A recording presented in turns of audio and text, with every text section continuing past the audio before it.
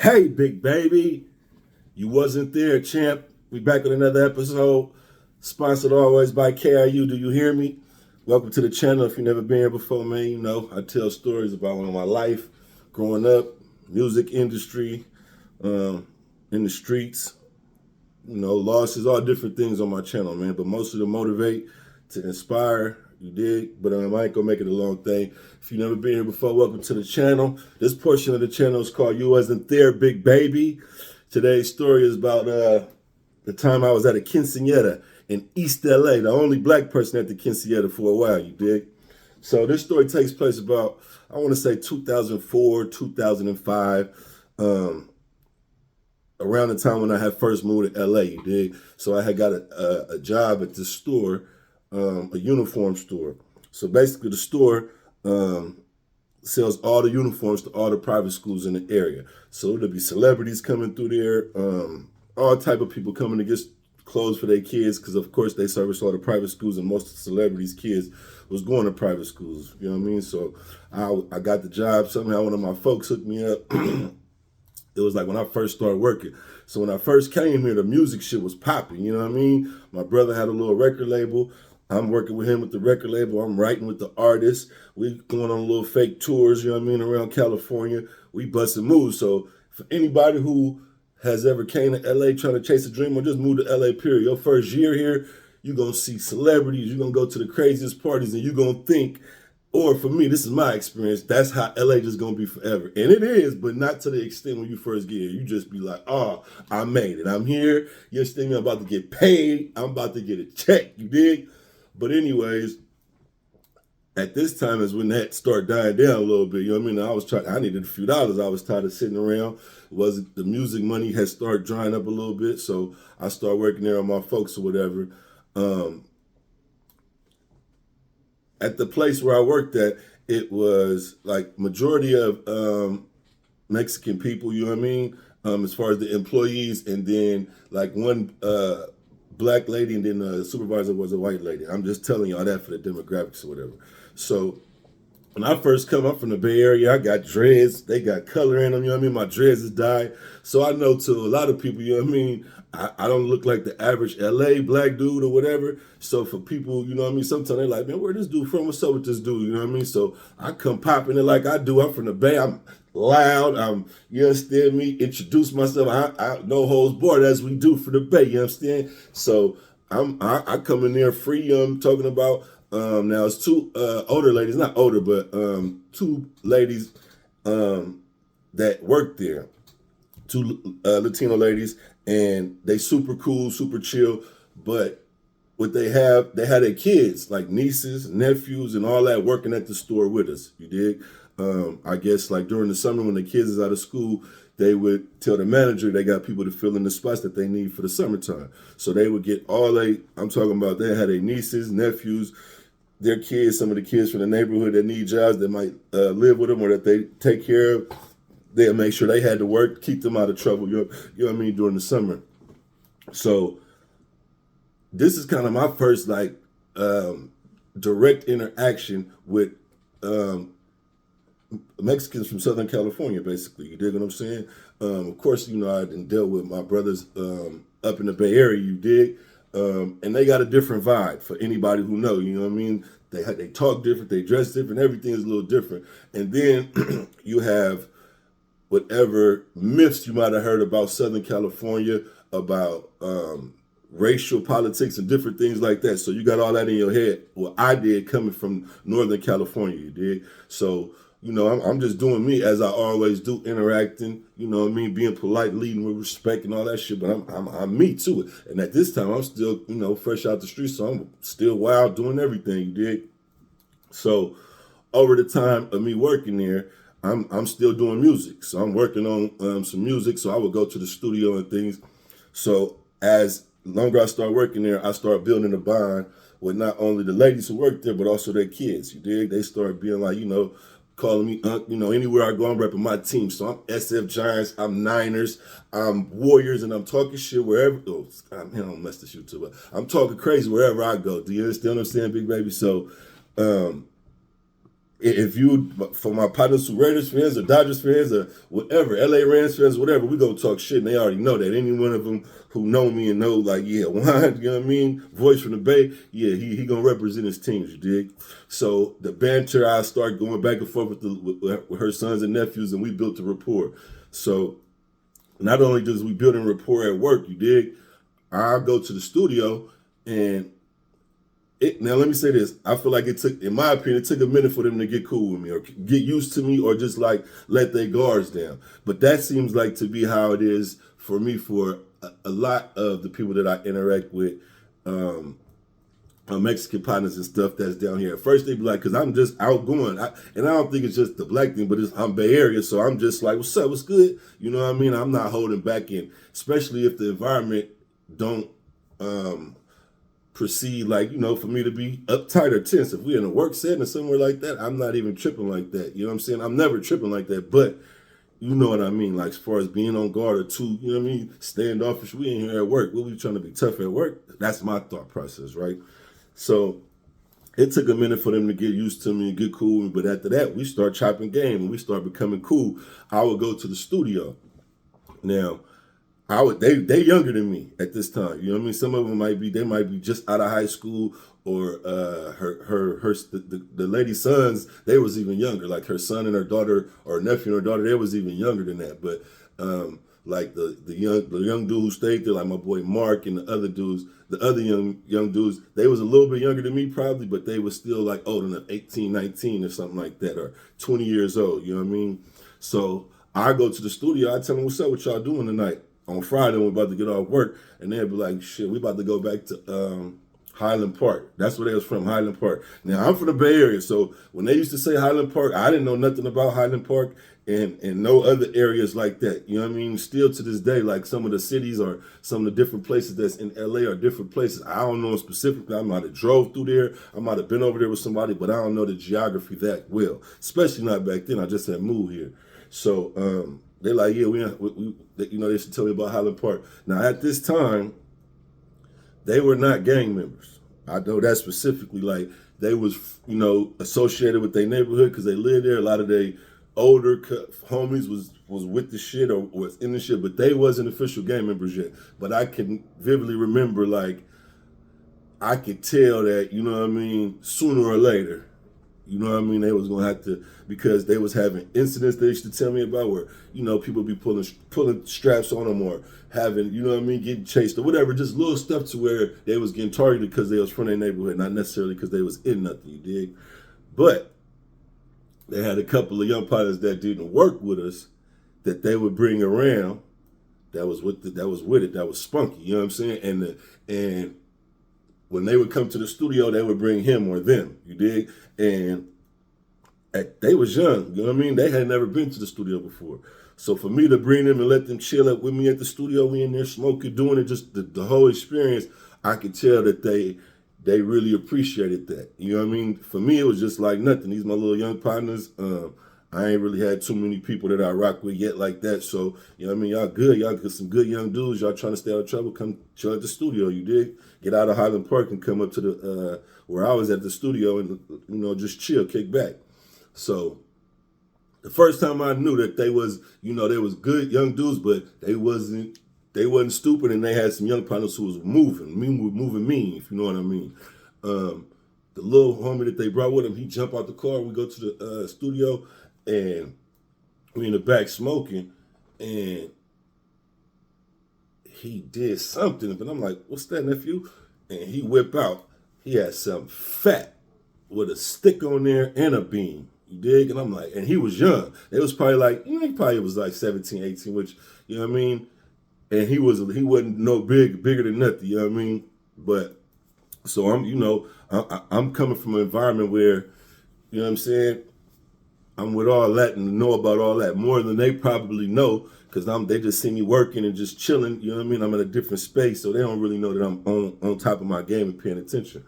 But saying that to say, we created a good bond and a good rapport with them coming to the studio, with me working with them and all that stuff.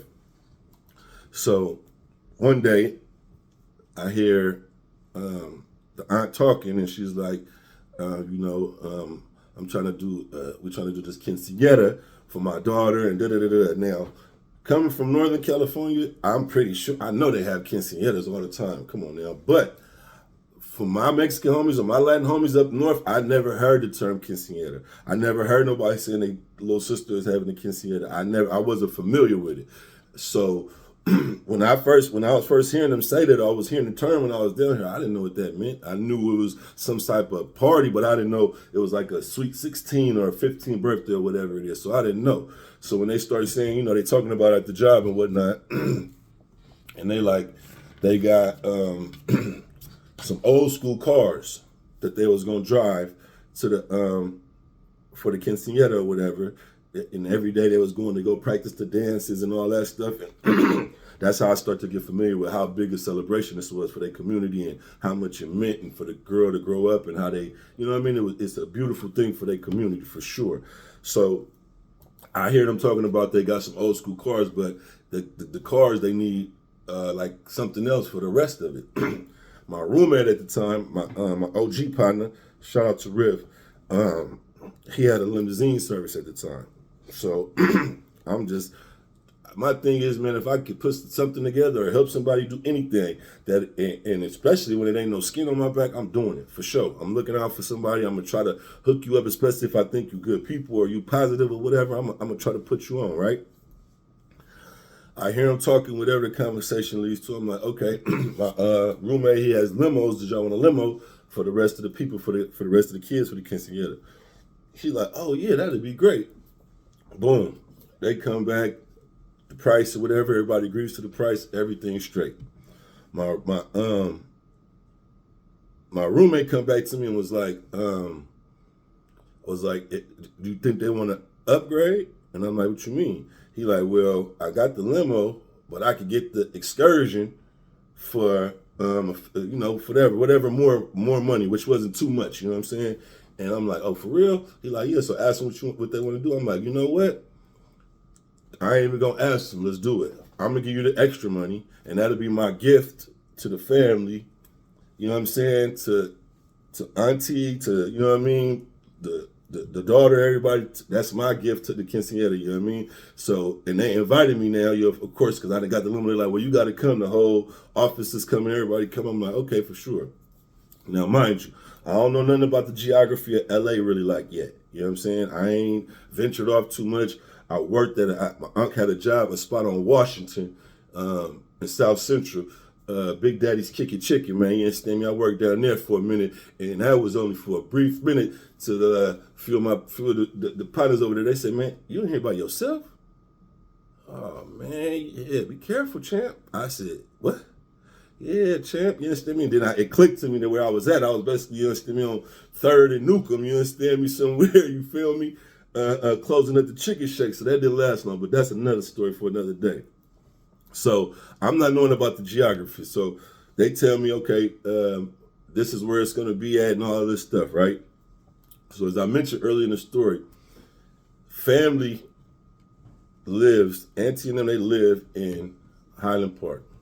Her kids is Highland Park kids. All her kids' friends is Highland Park kids. And, they have created a ecosystem of that. Now, as I say that, the mom, auntie, she's from Echopark. For people who don't know the geography, I'm not privy to speak about, I don't know what is good or what is not or whatever, but it's two different places basically. So how I see it, if I could explain it to somebody from the Bay Area, is basically auntie is from Fillmore, you know what I mean, but raised their kids in Hunters Point. You know what I mean? That type of dynamic, basically. That's how I seen it later on after everything, went different. So at this time, when they telling me it's a quinceañera, I ain't really tripping off, I didn't trip off what it was gonna look like and all that. You know what I mean? So the day of the party come or whatever, they give me I got the address or whatever. So the address, of course, like I said, is in Echopark. Now, Echopark, for me, being from the Bay Area, watching these movies about LA and different things. When I went to the house, when I parked, when I got to the street, it looked like a scene from every movie that you've seen ever in your life about LA and Latin gangs, and that's what it looked like. The picture like that you have in your head, like from Blood In, Blood Out, from America. Like it looked like this street was in all those movies. Like I'm like you know what I'm saying? Like when you see certain things, you be like, okay, that's how it looked before you get there. This is how it looked like all those movies. I'm like, damn, this is where they filmed.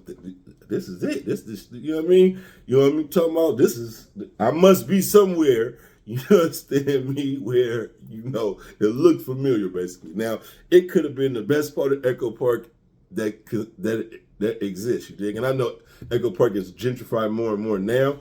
This was 2005, it was gentrified even then. But this street where we was, it looked like LA. It looked like if when we film this, whatever, right?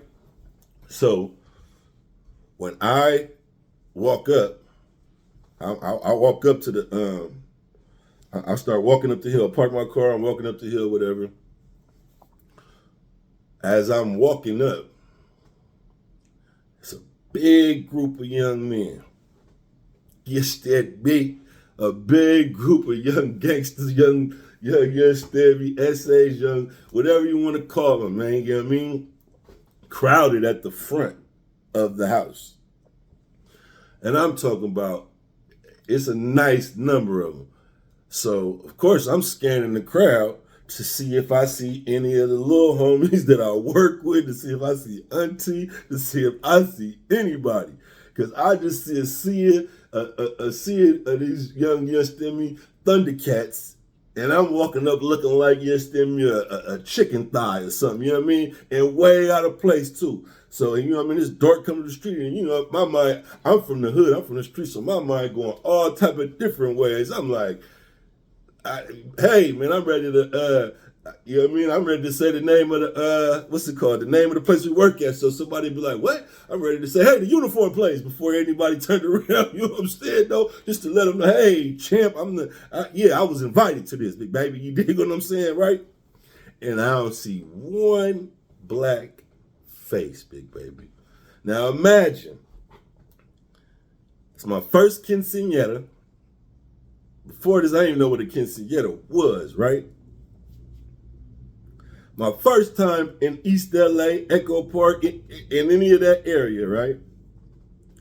And I know these people from working with them, but I don't know them like that. I ain't never been to nobody's house. We ain't, you know what I'm saying? I don't know them that personally. This is going to be our first interaction. So, you know what I mean? I'm just like, so everything is kind of like on the burner a little bit, right?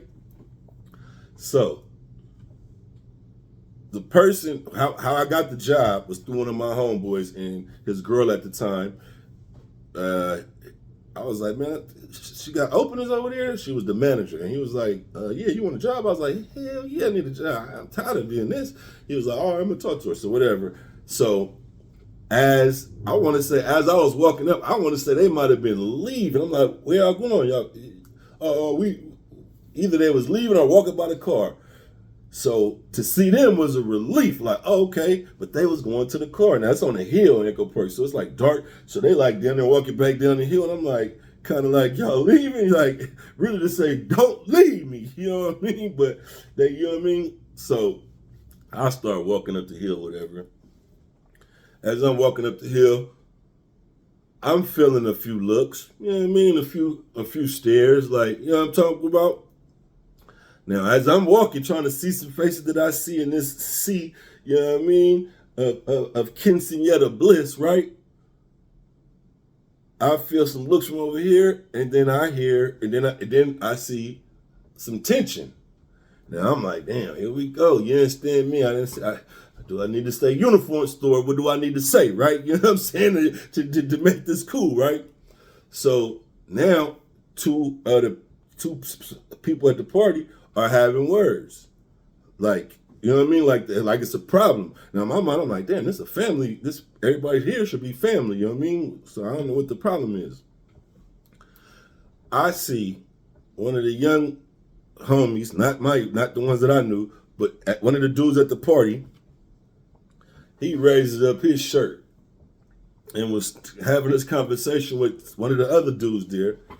And I know it was a big Trey 5'7" or something hanging out, right?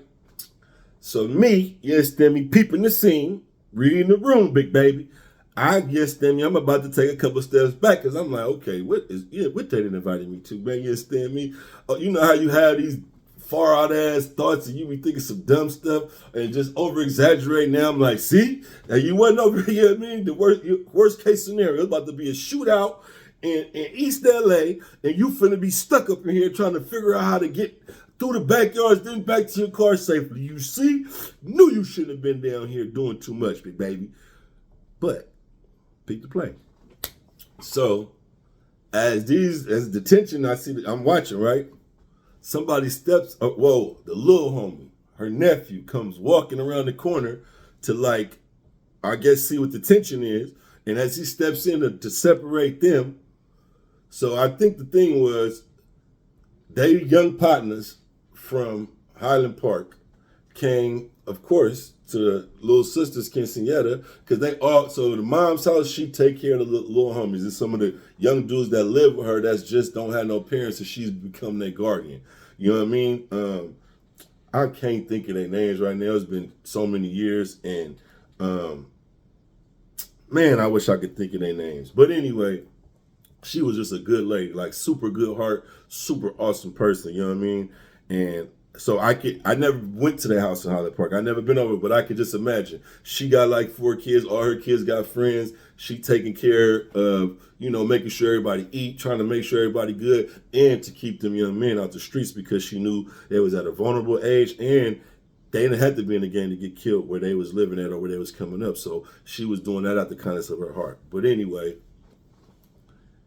the nephew comes around the corner as he's, I guess telling. So apparently this is his uncle. This is her little brother from echopark. These are his friends from Highland Park. And I guess he's telling his uncle, like, come on, chill out, these my friends, woo, woo. But as the tension is getting to a head and he breaking them up, he looks and sees me. And he's like, hey, Jay, what's up, Whoop. And he starts coming to me, and the whole crowd turns and looks at me like, what's going on? Because he totally dropped what they was doing and came to me. He was like, man, thank you so much for what you did, and da-da-da-da-da-da. And I'm like, what's up? What you mean? Now, listen, the quinceanera was probably like 3 weeks after we booked the car. I had totally forgot that I paid to get the limousine upgraded, right? So, apparently, the old school cars that they were supposed to get for the quinceanera didn't come through, or something happened where they couldn't use it. So that was about to spoil the whole quinceanera. Like everything was about to be canceled, right? Or it was just going to mess everything up. The excursion limousine that I got, just trying to do something nice, just trying to do a little deed, right? It ended up being the sole transportation for the quinceanera. So, when they're out there, just imagine they're out there stressing. They're like, we got the limo coming, but that's not going to be enough for all these kids, da-da-da-da. And the big old excursion pulls up. And they're like, who is this? What's this for? Who's this? And all the kids could get in. And they didn't expect that. They didn't know they was going to have trouble with the old school cars, but they didn't know, you understand me, that they was going to have that big thing, you dig? So, now your boy, right? First, I was looking like lunch meat at the quinceanera, right? After that, big baby, he said, that's Jay right there. And he slapped me 5. And the uncle looking at me with the burner. And the little homies from Hollywood, they're like, what's up, big homie? And the mom coming, she hugged me so tight. And the auntie and then the little sister hugged me. And I'm the hero of the party, big baby. They're like, man, El Negro.